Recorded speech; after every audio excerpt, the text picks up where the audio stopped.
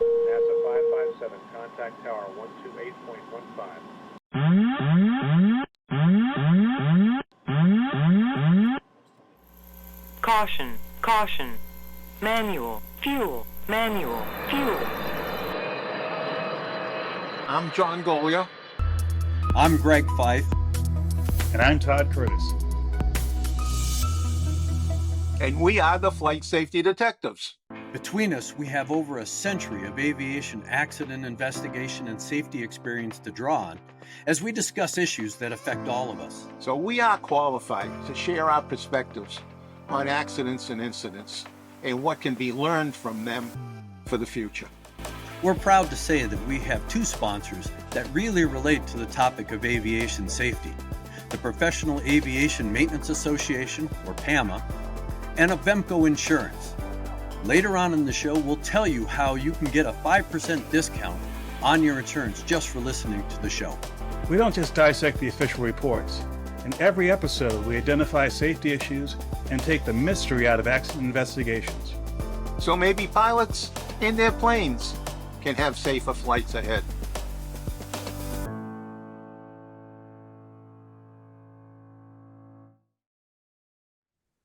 Well, good afternoon, Todd and company. We're here today to talk about an interesting subject called airworthiness.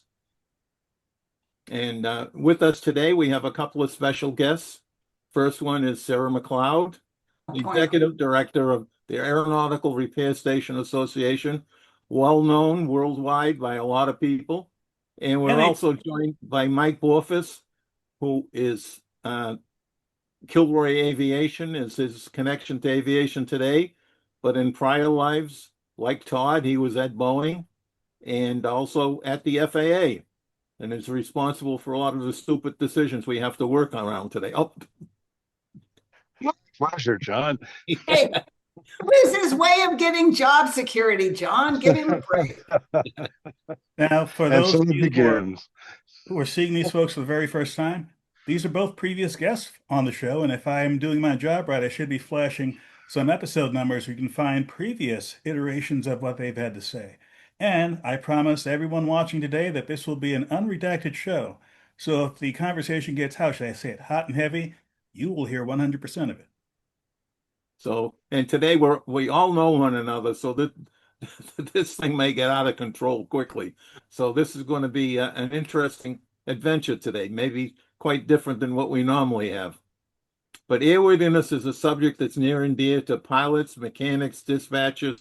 There's a lot of people who touch an airplane to determine that it's safe to fly. And that part of that safe to fly is the airworthiness. That means the mechanical ability of the airplane to accomplish its job, which is to fly people safely from point A to point B. And it is a very touchy subject. It has a lot of different faces to it, depending upon who's looking at the problem. So we're going to get into it. We're probably going to have differences of opinion, and that's good. So there's no format to this, so we're just going to go. So Sarah, since I'm a mechanic, what is your view of airworthiness from a mechanic's point of view? Well, the work must be performed in an airworthy manner.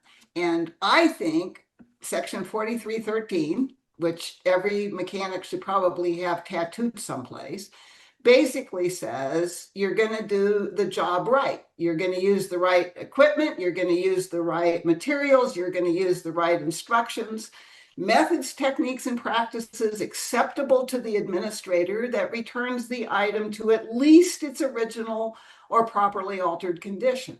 It's a judgment call that has to be made, no pun intended, on the fly by a mechanic that's knowledgeable about what he's doing. So back it up one more. A mechanic can't do work that he hasn't done before to the satisfaction of another mechanic who has done it, or to the administrator. And we won't usually talk about making demonstrations to the administrator of my capabilities as a mechanic. But the mechanic has to have the knowledge, tooling, equipment, and data to do the job right. If I get old equipment where I haven't had a change in a maintenance manual for 25 years, I have to look at the configuration of the aircraft or the piece part and make a determination of how to return it to at least its original condition. So you just touched on a subject that that's near and dear to my heart sometimes, and that is the condition of the airplane after many, many years, and who's touched it, what modifications have done to it, because it doesn't take long after an airplane's built before it starts to deviate from the way it looked when it left the factory. Lots of things are done to the airplanes. Doesn't mean it's unsafe, but it means it has changed some. Sometimes with the proper paperwork, sometimes without it. But it comes down. And in the midst of all this, who relies upon the mechanic daily for that? It's the pilots. Right? So the pilot has a role in airworthiness because he has to make a determination before every flight that the airplane is in a condition to fly. So, and Todd, maybe we'll get to your little example that you had trying to make that determination in a little bit. So it's interesting. Mr. Borfitz, from the certification side, would you like to weigh in on this one? Oh, hell yes, please. I'm going to start out with a little bit of geeky information. I begin with Part 3, 14 CFR Part 3, General Requirements. And 3.5A defines airworthy as means the aircraft conforms to its type design and is in a condition for safe operation. We touched on both of those. Now, there's another minor change to that definition I've run into elsewhere, and that is conforms to its approved design. So we run into both of those things. So to me, the first part's black and white. You have a part, you have an entire aircraft that's represented by a drawing, right? Or a set of drawings, processes, procedures, and so on. And that's just black and white. Either it conforms or it doesn't. Period, end of story. The second part is a judgment call and is a condition for safe operation. Nobody can look at a book and make that determination. It has to be based on experience, basically knowledge, and that's actually faith in the system and the people who've done the work. So that's kind of the way I look at it. It's So, a two-part. Mike, just as a little aside, that's a mechanic. How would I get a hold of the drawings? You'd have to, you're not going to be able to do that, John. We know that. All you have is the drawings that the drawings are going to have an airworthiness certificate on it. Part's going to have an airworthiness certificate on it. The airplane's going to have an airworthiness certificate on it. And anyone who signs that airworthiness certificate basically is saying this does conform to its type design. Right. Gets right down to every piece. So what you're telling me, that's a lie. Slow down, everybody. All right. It's a lie because I have no idea what's on that drawing. And It's I an can't unknown. get that drawing. Well, there's where you depend on the system and the people who work in the system and everything is piled up to that very moment where the certificate is presented for signature. See, this is so interesting because this is so engineers have the ability to be more puritanical than a mechanic does, John. Okay, so you can be under the illusion that it's black and white. Your drawing may be black and white, usually got blue in there someplace and some other colors on the drawing, but it's made. Okay, if you think that it is made exactly like that drawing it represents, okay, maybe 90% of the time. But even in manufacturing, you have tolerances, Michael. Right. And so when it says that it meets its approved design, let's talk about how the type certificate or production approval holder handles their MRBs. Right. Does the part after it's made actually complete or fulfill its obligation within the design? These are a bunch of parts flying in close formation, Michael. They're not all perfect, all right? But they do meet the airworthiness requirements for the flight. And John, if you look at some of and I hate lawyers trying to make these decisions. I swear to God, one of these days I'm going to be in court saying, we got 10 lawyers in here that can't figure this out. And I got one mechanic that was trying to get the aircraft out the door. Right? Because we all do have this. But when I'm in maintenance, and I make a decision based on knowledge and experience, the FAA has to prove I'm wrong. In Michael's position, he has to prove that he's right. That puts him in a weaker position. If the mechanic believes that the aircraft was airworthy, met an approved design, because as soon as that type design, as soon as that aircraft goes out of production, like John said, it gets dings and nicks and dinks and whatever, but it still operates as intended. All right, meets an approved design and in a condition for safe operation. John, you've been a mechanic for a long time. You can actually sign for an aircraft that doesn't meet its approved design but can operate safely to get it to a maintenance base, right? Did it hundreds of times. So I think that I'm actually in violent agreement with you. You got to be careful of the expectation on the design side, Michael, because I agree with you. On the design side, it seems real black and white. Yep. But it's never operated like it was intended, right? Well, let me, okay, so here we go. First of all, a design, as approved, has 4 basic elements to it. It has dimensions, tolerances, process specs, and material specs, those 4 things, right? The tolerance is the big thing. You actually talked about that. And there's the MRB. When an airplane goes through the production line, somebody discovers something that's, well, it doesn't meet the type design. So what do? We squawk it. We put a ticket on it, and it follows the airplane until that ticket is dealt with in some way. Then we get into major versus minor changes. When you get into MRB, you talk about use as is, which means could be a judgment call. Could be, okay, it's not a big deal. It's a minor thing. Just let it go through. That's a minor determination, which has to be dealt with. It's all going to be recorded in one way or another. So when the airplane is finally delivered, in many cases, especially in the early days, these aircraft are craft built, right? They really are craft built. A 747 can differ in length and wingspan by a foot or 2, depending on how tolerances are built up. Then these aircraft go into service. The same thing applies to parts, by the way, right? An engine hub or a motor or even a windshield or a lavatory door handle, for crying out loud. They can all differ a little bit. Then when they're put into service, the first person who touches that lavatory door handle may very well change it in some way.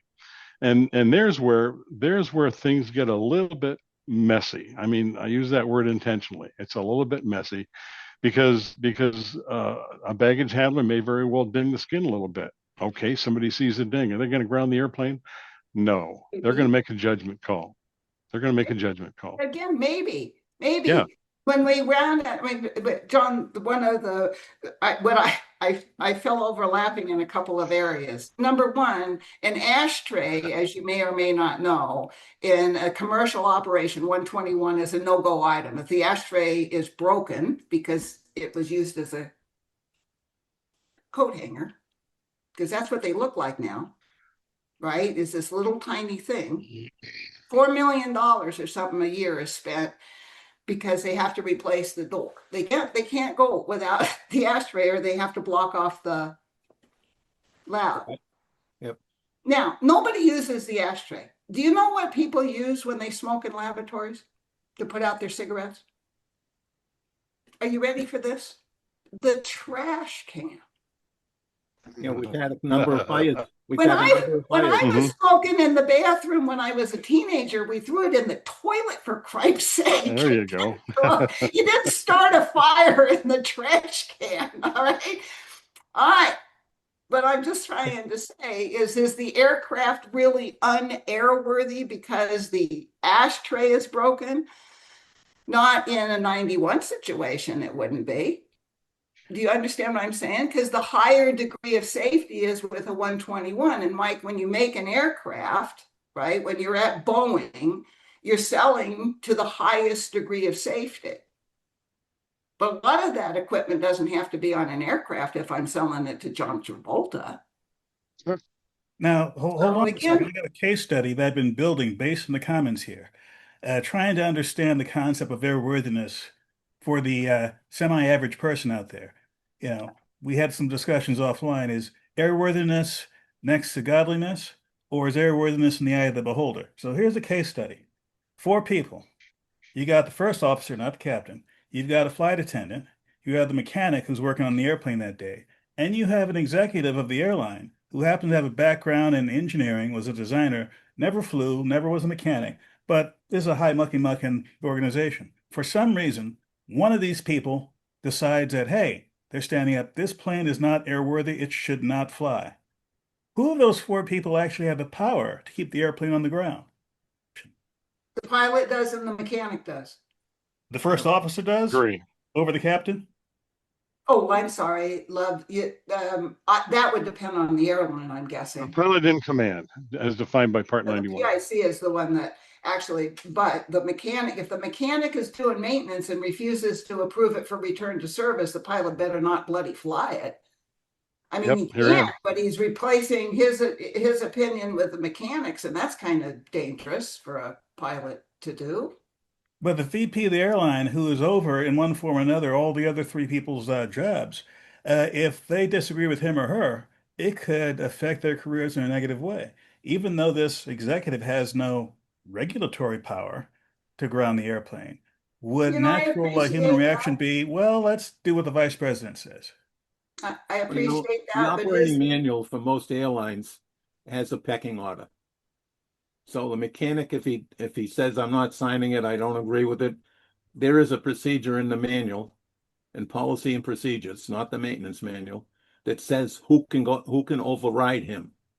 So I had managers, it's usually not the immediate supervisor, it's usually a manager who could override my signature as a crew chief. did he have a certificate, John? Yes. Then he put his No. certificate at risk, right? So Right. Todd, There you you talk about the putting your, you will put your career at risk if you fly an unairworthy aircraft. And you know it. And you know it. I mean, you well, know yes, of course, if you know it. Sorry, John. Yeah, Yeah. I mean, although they'll accuse you, the FAA can accuse you whether you knew it or not. That's right, of course. Right? Executive If they vice say you president. should have known it because it was in the logbook, and you didn't sign off, then and the annual wasn't signed off for a 91 guy, or a squawk wasn't signed off, that pilot can't fly, even in a 121 situation. Or Now, shouldn't, yeah. remember, you guys, you're talking about now not airworthiness anymore. I made a decision as a mechanic. I'm not flying or I'm not signing it off, and the pilot made that. That's the regulation. Now we can talk about human relations. In aviation, Todd, you know I'm going to come down on the fact I don't give a damn what your boss says. You better look at the rule. You don't answer to the boss when you're flying an aircraft. You're going to answer to the safety organization. You know, it's The funny you're mechanic saying is going that. to tell the vice president to take a hike?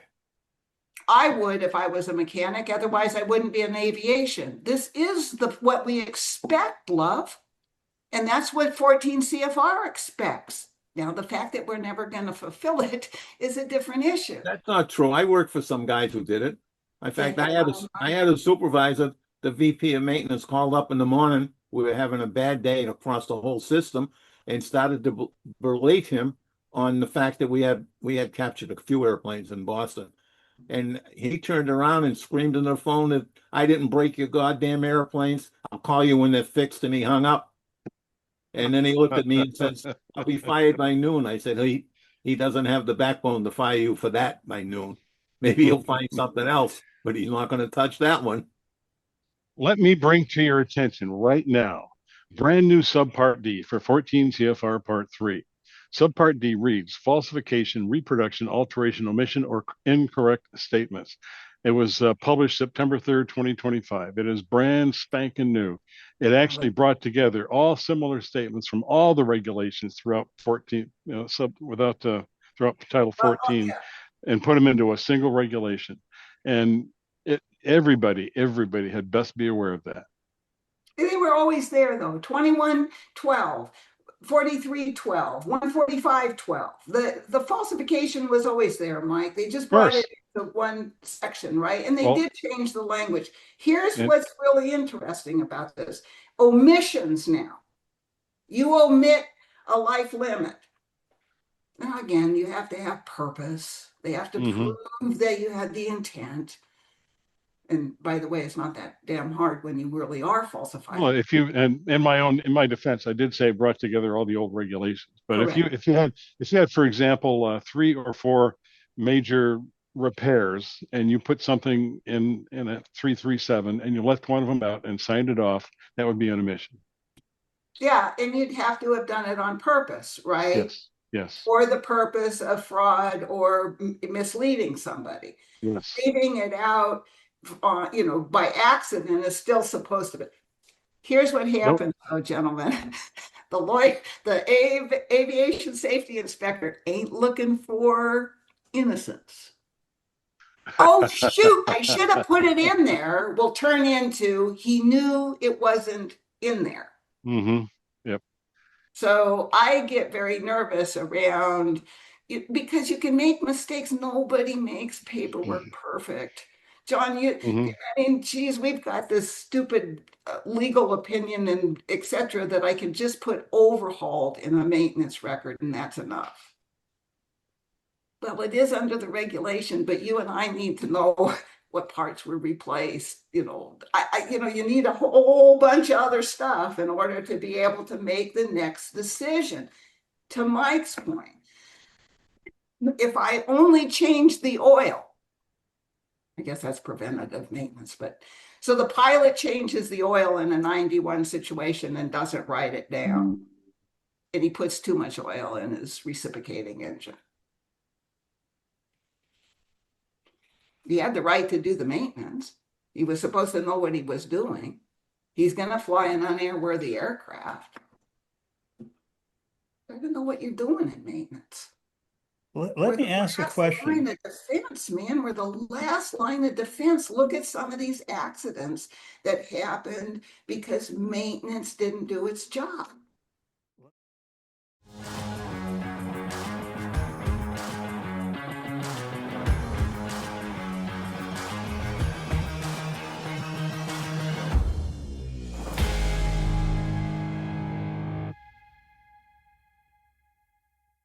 Hello, aviation enthusiasts, safety professionals, and curious minds. Welcome to Flight Safety Detectives. We are thrilled that you dropped by. Here, we dive deep into the world of aviation safety. From incident investigations and technical analysis to lessons learned and what they mean for safer skies. As a member of our channel, you get exclusive member-only perks, first access to new episodes, live stream discussions, and Q&A sessions. We are a community of fellow safety detectives who love aviation as much as you do. If you're passionate about aviation or just curious about how things work, we'd love to have you on board. Hit join, ring the bell to be notified, and jump into the discussions in the comments. Strap in, because together we're going to explore aviation safety like never before.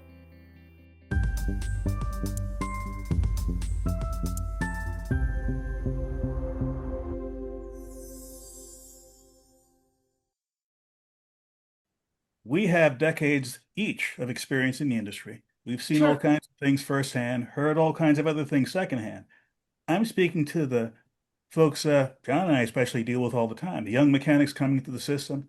They're in A&P schools. They're in their first or second job as a mechanic. They're listening to us thinking, oh my God, what did I get myself into?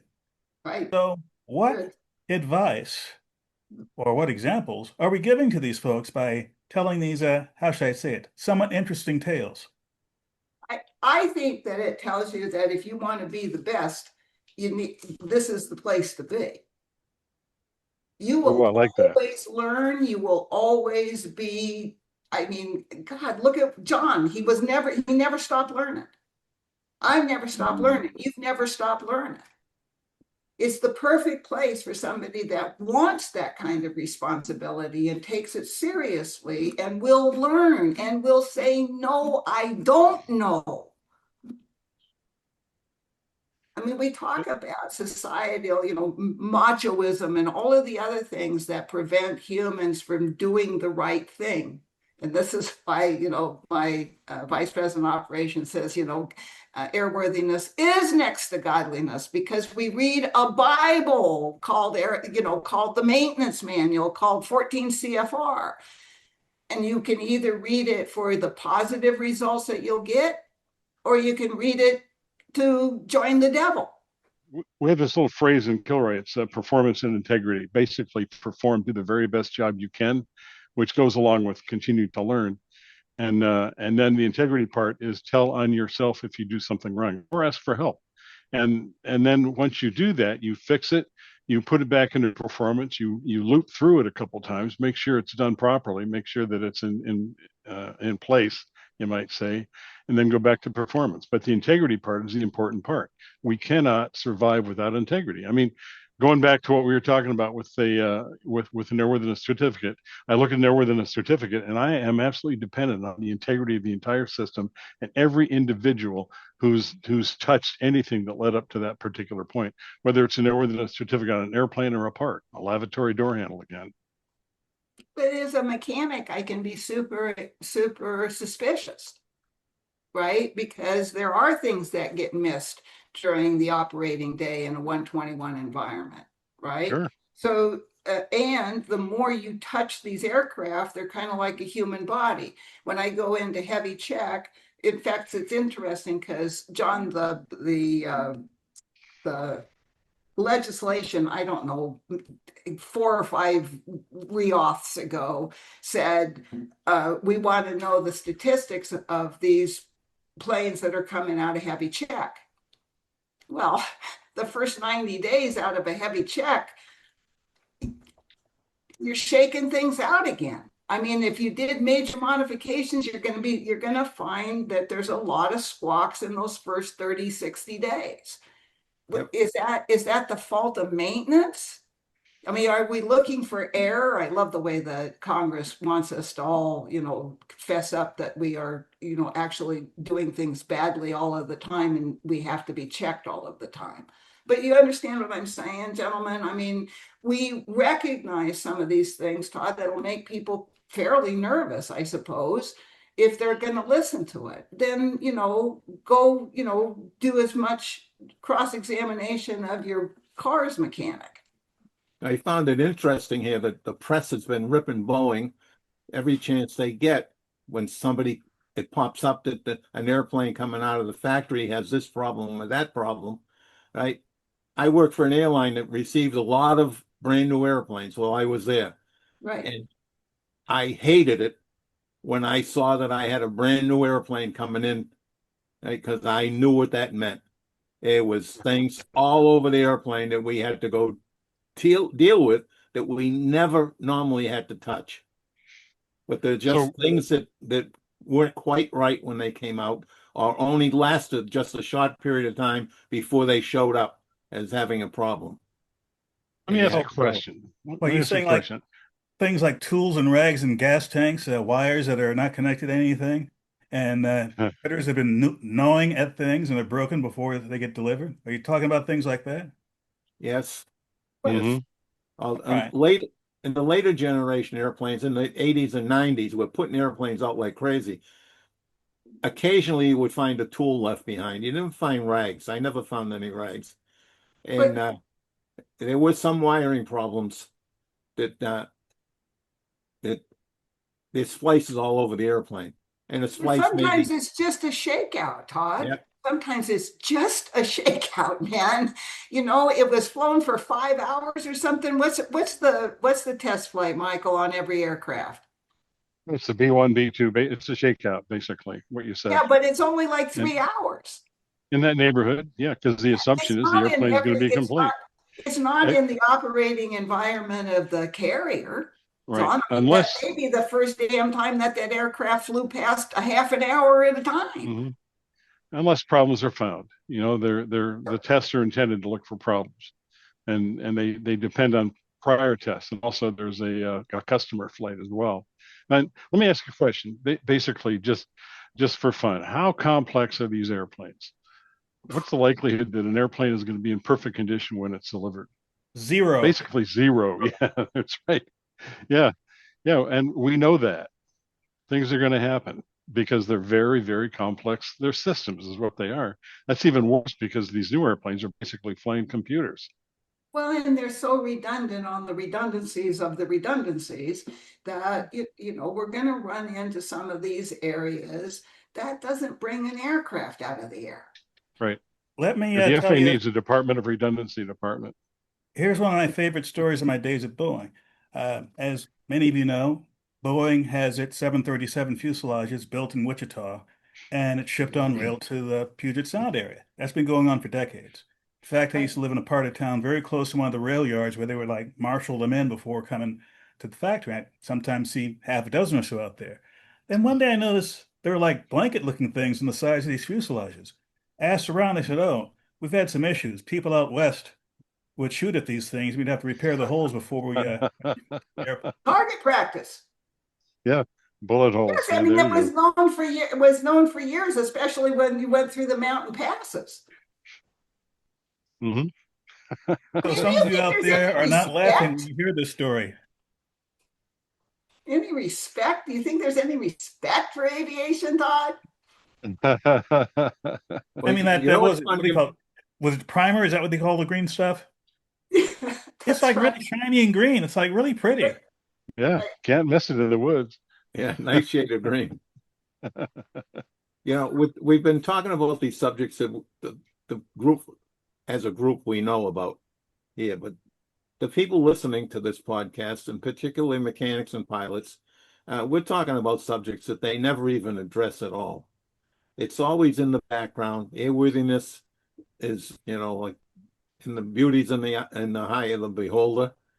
Pilots look at airplanes and tires and brakes and leaks, essentially. And if they don't find any, the airplane's airworthy. But it goes deeper than that. They're supposed to know about the condition of the airplane. They're not Right. supposed to know. And in fact, Todd, your example of going out to fly an airplane and finding out that there was something had been done to the airplane, and yet you couldn't find out what it was. Well, you just gave me the perfect segue to the second to last word. It's going to be a story this time. Okay, I'm getting back into flying again after years away, and I want to work on my instrument rating and such. So I'm regularly going out to my aero club and renting an airplane and flying it. There was one airplane I'd flown several times before, doing the pre-flight check, starting on the left wing, the empennage, going around to the right wing, I noticed something unusual. The nuts and bolts and the aileron and such in the wing were all brand new, bright, shiny brass. And I said, "Am I seeing something?" I went back to the left wing. It was like grimy like it was the last time I flew it. And this other wing is like all this new hardware. I'm thinking, that's odd. I go and fly my flight, come back and ask around. They said, "Oh, that airplane was in maintenance. It had a wing strike a few weeks ago and they just replaced the wing." I'm like, what? Nobody told me? If you told me ahead of time this just had a wing replaced, I'd ask all kinds of questions. One of them being, is there another plane I can fly today? Because I didn't want to fly in that plane until I was sure in my own mind that I was flying an airworthy aircraft. So I did a logical thing. It's like I asked around, "Hey, can I look at the maintenance records?" My particular organization, the Aero Club, said basically, "Why are you asking that question? We don't show our maintenance records to just any pilot." It's like, wait a minute, I'm flying this plane. Is this like an unusual or unrealistic request? I just want to make sure that things were done right. I don't care if I can't understand 99% of what's in the logbooks. I want to take a look, see to see if there is logbook, if someone wrote something legible, if I can go to a regulation and say, okay, they followed the regulations when they came to this. I never got those answers, by the way, and I'm no longer in that flying club. Good choice, because I'd ask the same question, Todd. I'd ask people in IA training, because sometimes pilots show up. Do you guys belong to a flying club? Because you're the PIC when you take that aircraft out. If you're depending on somebody else to have done the maintenance, I don't know if that's a real intelligent thing to do. Why isn't the logbook in the aircraft? Isn't the right? And I get the same, kind of deer in the headlights, because what Mike said is only partially true. yes, we depend upon the mechanic, but I'm responsible when I'm the pilot. I'm responsible. I've had pilots tell me, in fact, I had a pilot lawyer say, I don't think that's true, Sarah. And I said, well, go read 91. I mean, Well, you're on your own now. So I admire that. I think that any flying club that doesn't have the logbook in the aircraft for every pilot to look at isn't doing pilots very much good. It's is it not teaching them required their for a logbook? Is it responsibilities. required? Is it required for a logbook to be in the airplane? I think not. No, you don't have to No. have an airplane. No, it's not. Now by rights, it should be available to the PIC. I mean, if I were the PIC in that situation, I wanted to see the logbooks, I would expect to see it to make that determination. By the way, there's more to the story. I was so Alright. not happy with the response I got. I said, let me go legal on this. I did a FOIA request for the event that caused this airplane to have a damaged wing. And the FAA, to their credit, gave me a whole lot of stuff. Plenty of pictures of the accident. I had all the information I needed about the event. What I've never gotten to this day, well, I left the Aero Club, is all the information I needed from the maintenance logbooks. John, it is time for the last word. No, we can't cut this short. We'll come back to this some more. There's so much to say here, from No the kidding. mechanics. We get a lot of young mechanics today, and we probably need a good tutorial for both pilots and mechanics on the interface between maintenance and flight crew, because it's disconnected now in many cases. I hop on the pre-flights and I tell pilots, if you don't know how to do a good pre-flight, go get a mechanic that works on the airplane. But I'll bet you that hasn't happened, right? Mechanics, when I walked up to an airplane, I was already doing an inspection when I got 100 feet away from it. I was looking at the airplane, looking at how it sits, right? Just in general, what the airplane looks like, what the pieces are. Is there anything that looks different, looks unusual? And it goes into the weeds from there. And pilots should have the same view, but I know they don't. I know that maybe some do. Can't make a blanket statement, but I can say that most don't look at it that way. It's an experience thing too, right? I sit in FBOs. I still do. I worked in FBOs. I sit in FBOs having coffee, watch what people do, and I shake my head sometimes. And it's sometimes with business aircraft, I'm shaking my head. It's not immune 91. It's not just 91. It goes up to 135s and probably higher. So we got to pay attention. So I'll do my standard speech now. If you're going to go flying, you need to go do a good pre-planning session. Do it at home before you go to the airport. Do it again at the airport. Make sure they agree. When you get out to the airplane, a good pre-flight. When you get into the air, put that head on a swivel, because we have a lot of student pilots out there today, and they make mistakes. You don't want to be part of their mistake. So keep your head on a swivel, and please, please fly safely. Let me talk to the folks who have joined the Flight Safety Detectives, our members. We thank you very much for doing so, and we're hoping that you are enjoying your membership and the benefits that come with that, including getting early access to new episodes and other goodies to be determined later. And if you're interested in becoming a member, you'll see a graphic on the screen with an arrow pointing to the join button on the YouTube channel. Join, do what is necessary to become a member at whatever level you'd like, and enjoy those benefits. And if you have questions, whether or not you're a member or not, write to us at flightsafetydetectives@gmail.com. And we're not leaving out sponsors. We love sponsors. We can always use more, and we hope that you can use our content to attract our audience to your product or service. Contact us at fsdsponsors@gmail.com. We'll have a conversation. Thank you so much for listening to the show.